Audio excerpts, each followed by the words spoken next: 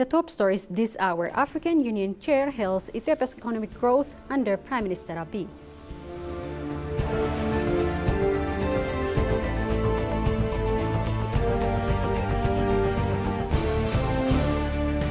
And senior economist welcomes foreign banks' entry to Ethiopia, citing boosts to investment and loan access.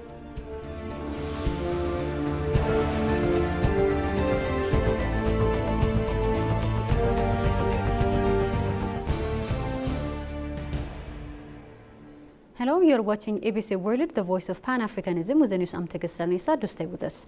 Prime Minister Abiy Ahmed continued Ethiopia's annual national planting initiative today's morning by participating in a tree planting activity alongside staff of the Ethiopian Prime Minister Office.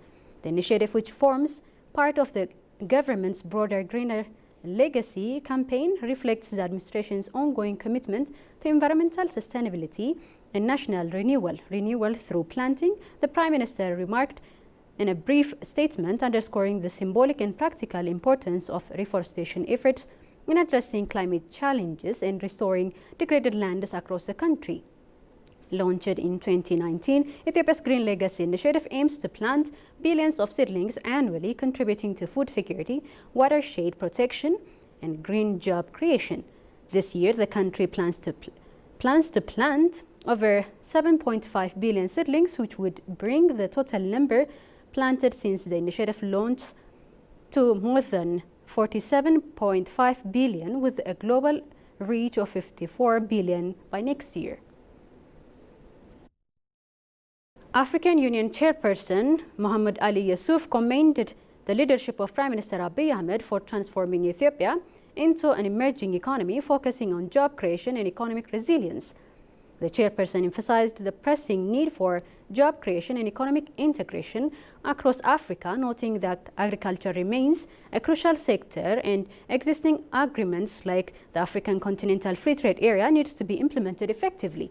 Moreover, the private sector needs to be encouraged to engage in trade and adopt innovative models to address the challenges in digital commerce, Yusuf added.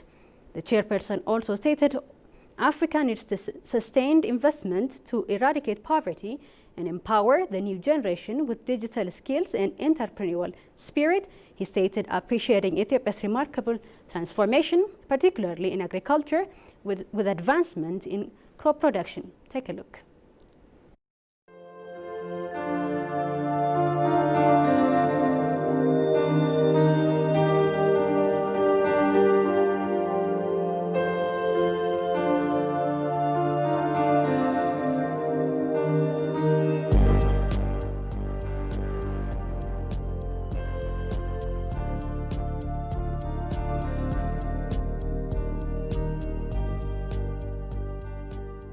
I could not pass without referring to the transformation that we see in Ethiopia today. You have visited all Addis Ababa. It is becoming an amazing capital city.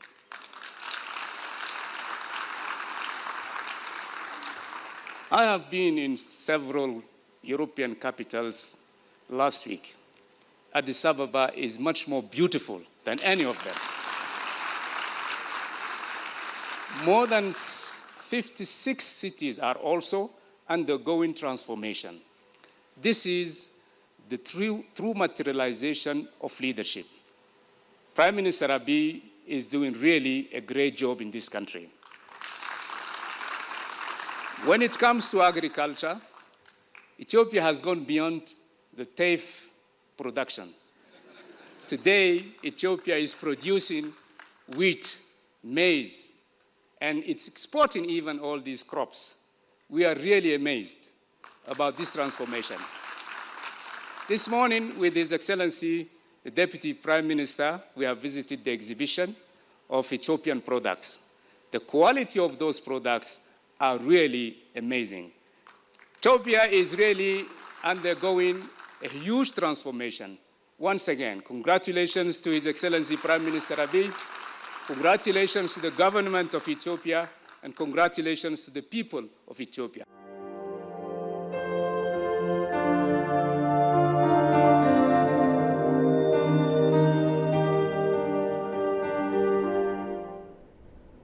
Ethiopia's entry into the BRICS bloc signifies a strategic move towards diversifying partnerships, not abandoning traditional allies, according to Ambassador Lulseget Tadesse. Speaking exclusively to Wire News Agency on the final day of the 17th BRICS summit in Rio de Janeiro, the Ethiopian ambassador to Brazil emphasized the country's commitment to broadening its international collaborations. Ethiopia joined the BRICS family with the intention of diversifying our partnership, and we have a strong partnership with all members of BRICS and with the partner countries again. And when we joined the BRICS platform, we have the objective of diversifying our partnership with all these countries in the area of trade, investment, tourism, and development finance. Because for us, BRICS is an additional platform that could enhance and consolidate economic ties. Beyond economic cooperation, Ambassador Lulseget highlighted a second key objective of Ethiopia's BRICS membership, advocating for reform within the international system. He emphasized the need for a reformed UN Security Council that accurately reflects the global power dynamics of the 21st century. Take a look. The second objective is how are you going to speak together to advocate for the reform of the international system. Particularly, we need a reformed Security Council that reflects the power configuration of the 21st century.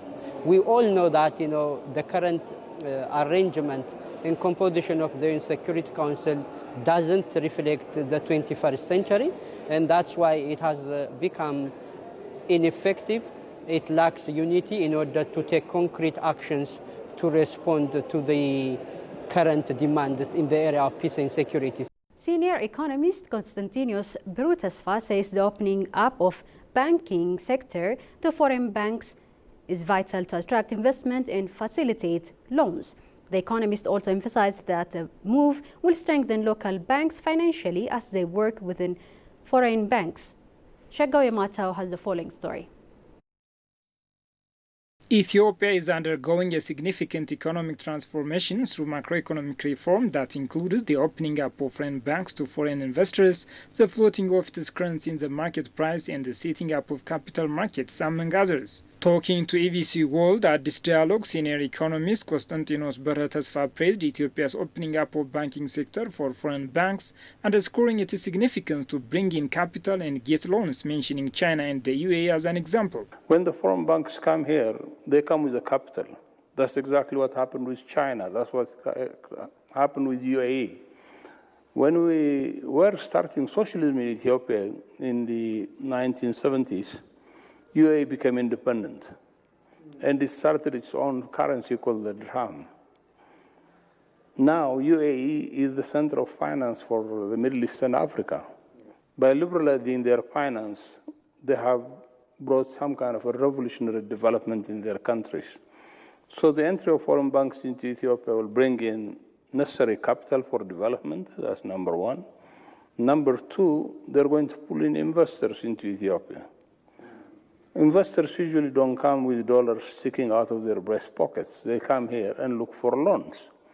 And therefore, they're going to come here to invest in agriculture, industry, and mining, infrastructure, by borrowing money from these international banks. The East African nation recently announced the opening up of the financial sector after preparing all the necessary instruments for foreign banks' entry. But the economist indicated that the government has to continue to promote nation branding to attract banks with a good capital. Foreign banks are going to weigh in the advantage and potential threats to their work in Ethiopia. And therefore it's important that the Ethiopian government continues to mobilize what you call nation branding, the way people see our nation. Therefore, it's very important that some kind of road show also should be assembled by the National Bank of Ethiopia and other responsible bodies in the government to attract banks that have good capital and that can come in Ethiopia and be able to invest. With regard to challenges to the local banks, he stated that the entry of foreign banks will not be a threat to local banks, rather it makes them more consolidated as they work in conjunction with foreign banks. There is going to be a kind of symbiotic relationship between the local banks and the foreign banks coming in. And I believe the local banks will benefit tremendously in terms of foreign currency availability, letter of credit availability from these international banks. The challenge for foreign banks is, one, they will have to consolidate in a big way. We have more than 30 banks in Ethiopia now, and some of them can't even achieve the National Bank target of capital, 5 billion birr. So I'm sure the National Bank will raise the capital of local banks to something like 20 billion or 25 billion very soon. That will force in local banks to consolidate, which means they will be in a much stronger position. The opening of Ethiopia's banking sector to foreign banks, part of broader economic reforms, is expected to bring in new capital, technology and expertise, fostering competition and enhancing financial inclusion. Slovenian ambassador to Ethiopia, Kristina Radej, said the opening of Slovenian embassy in Addis Ababa marks a strategic commitment to strengthening political and economic relations with Ethiopia and the broader African continent. The embassy of Slovenia to Ethiopia will definitely serve as a vital hub to fostering multilateral diplomacy, regional peace, and sustainable development partnerships with Ethiopia and Africa. We have more details on this. Take a look.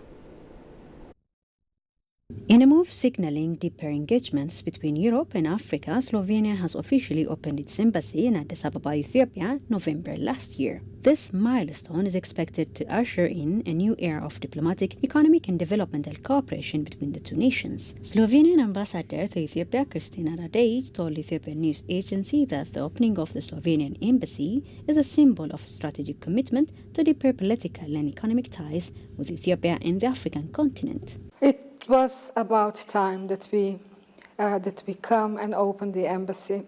After the independence, Slovenia, as a small development diplomatic network, we were somehow out of Africa in so many ways.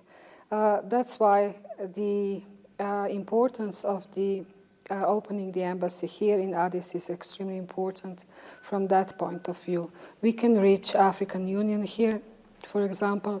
We can discuss with other members of the African Union our priorities. We can put through the African Union organization. And of course, Ethiopia is one of the priority countries in the Horn of Africa. On the economic front, Slovenia is eyeing several promising sectors for investment, including agriculture, renewable energy, and technology. Slovenian businesses are already exploring opportunities, having exploratory visits. This is according to the ambassador. Slovenia is pretty much export-oriented. It's a country. We don't have heavy industry at all.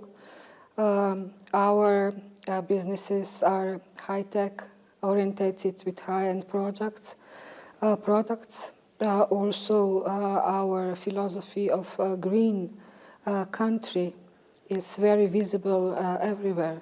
So in that line, Slovenia will promote businesses in waste management, water technology, beekeeping, modern urban beekeeping model, which Slovenia introduced, let's say, years ago, and other areas of common interests. The ambassador believes that Slovenia can contribute meaningfully to Africa's own peace and unity aspirations. Our teams are very active in New York. We have a very active mission in Geneva, in Vienna. So women, peace and security, or peace and security is high on our agenda for a long time. Slovenia will join and support any initiative which will be a base for a good dialogue and respect of both sides. This is what we do. Our minister or deputy prime minister said many times, our philosophy or priority or values are important in that way that we would not to leave anyone behind. The Embassy of Slovenia in Ethiopia, says the ambassador, will definitely serve as a vital hub to fostering multilateral diplomacy, regional peace, and sustainable development partnerships with Ethiopia and Africa at large. A quick reminder of the stories making headlines once again. African Union Chair hails Ethiopia's economic growth under Prime Minister Abiy.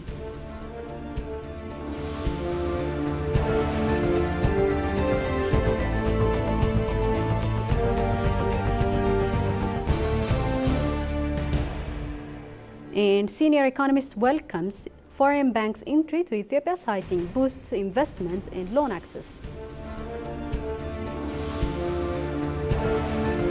That's all we had for this news hour. Thank you for staying with us. Goodbye.